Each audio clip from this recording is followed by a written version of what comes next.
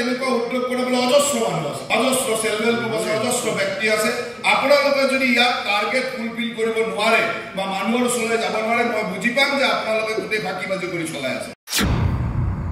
পিছত আপোনালোকৰ ওপৰত কঠোৰ ব্যৱস্থা লৈ থৈ যাম। আৰু উপায়ুক্ত মহোদয়ে আমাক চাব যে তেওঁলোকে কিমানখিনি মানুহক বেনিফিটেড কৰিছে, গাঁৱে গাঁৱে গৈ সজাগ কৰিছে, মানুহ আহিছে নে নাই।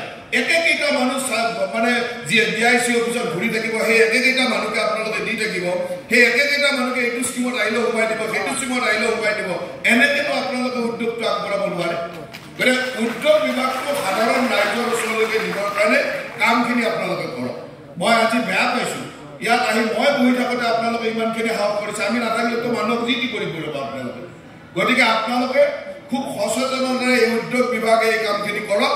আৰু মই টাৰ্গেট দিছোঁ যে অসমত নলবাৰী জিলাত এনেকুৱা উদ্যোগ কৰিবলৈ অজস্ৰ মানুহ আছে, অজস্ৰ সেলফ হেল্প গ্ৰুপ আছে, অজস্ৰ ব্যক্তি আছে। আপোনালোকে যদি ইয়াত টাৰ্গেট ফুলফিল কৰিব নোৱাৰে বা মানুহৰ ওচৰলৈ যাব নোৱাৰে, মই বুজি পাম যে আপোনালোকে গোটেই ফাঁকিবাজি কৰি চলাই আছে।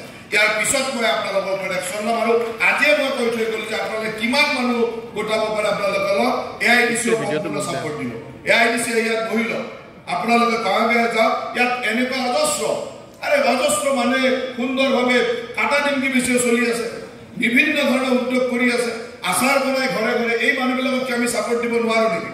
আজি মানুহখিনি আহিছে, তাক আপোনালোকে বুজাবই নোৱাৰে, আপোনালোকৰ প্ৰেজেণ্টেশ্যনে নাথাকে।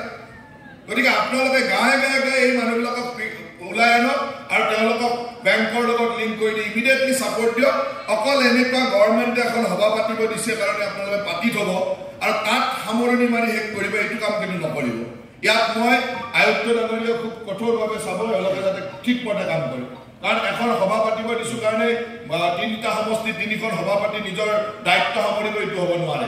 ইয়াত প্ৰত্যেকটা সমষ্টিৰ পৰা ভাল উদ্যোগী বাহিৰ কৰিব লাগিব আৰু উদ্যোগী উলিয়াই আপোনালোকে তাক লোন দি ছাবচিডি পৰ্যন্ত আনি দি তেওঁলোকক আগবঢ়াই দিব লাগিব। আৰু এইটো আপোনালোকৰ উদ্যোগ বিভাগৰ দায়িত্ব। ইয়াত থকা ফাংচনেল মেনেজাৰ, ইয়াত থকা জেনেৰেল মেনেজাৰ, ইয়াত থকা উদ্যোগৰ যিবিলাক দায়িত্বত আছে সেইসকলে এইটো দায়িত্ব, আৰু আপোনালোকে টাৰ্গেট লৈ কাম কৰিব লাগিব। ইয়াৰ পিছত যদি এইটো কাম মই নেদেখোঁ, তেতিয়াহ'লে ইয়াৰ ওপৰত কঠোৰ ব্যৱস্থা মই ল'ম। কাৰণ আজি আপোনালোকৰ হেমাহিত মই গম পাইছোঁ যে আপোনালোক চিৰিয়াছ নহয়, ইমান ডাঙৰ স্কিম এটা আপোনালোক কোনো চিৰিয়াছ নহয়। গতিকে আপোনালোকে চিৰিয়াছ হ'বলৈ শিকক। গতিকে মই আজি আপোনালোকৰ ইয়াত যিবিলাক উপস্থিত আছে, আপোনালোকৰ দায়িত্ব। ইমানখিনি মানুহ আপোনালোকে পাইছে, তেওঁলোকক বুজাব লাগে। ইয়াৰে অজস্ৰ মানুহে নিজৰ সেলফ হেল্প গ্ৰুপ কৰে, কালিলৈকে তেওঁলোকে ইয়াত লোন ল'ব পাৰিব, সুবিধা ল'ব পাৰিব। আপোনালোকৰ প্ৰেজেণ্টেশ্যন ল'ব যে মানুহ আহিলে কথা ক'ব নোৱাৰে, এনেকুৱা মানুহৰ দ্বাৰা বিভাগ চলালে আপোনালোকে উদ্যোগ কৰিব পাৰিব নেকি? গতিকে আপোনালোকক সচেতন হ'ব। আপোনালোকক চৰকাৰে এনেই দৰমহা দি থকা নাই, আপোনালোকক দৰমহা দিছে ৰাইজক উপহাৰ কৰে। এতিয়া প্ৰধানমন্ত্ৰীয়ে ইমান ডাঙৰ আঁচনি এটা দিছে, গোটেই ভাৰতবৰ্ষত মানুহে সুবিধা লৈছে। অসমৰ মন্ত্ৰী আছিল ৰামেশ্বৰ তেলী ডাঙৰীয়া, তেওঁ নিজে স্পেচিয়েলি যিখন আমাৰ ষ্টেটখন ব্লাড ষ্টেটত নপৰে, ইয়াক মানে বিগাৰ ষ্টেট হিচাপে সোমাই আজি ইমান মানুহ সহায় কৰিবৰ কাৰণে আগবাঢ়িছে। আমি প্ৰত্যেকটা সমষ্টি ভিত্তিত ইয়াত সজাগতা সভা কৰিছোঁ।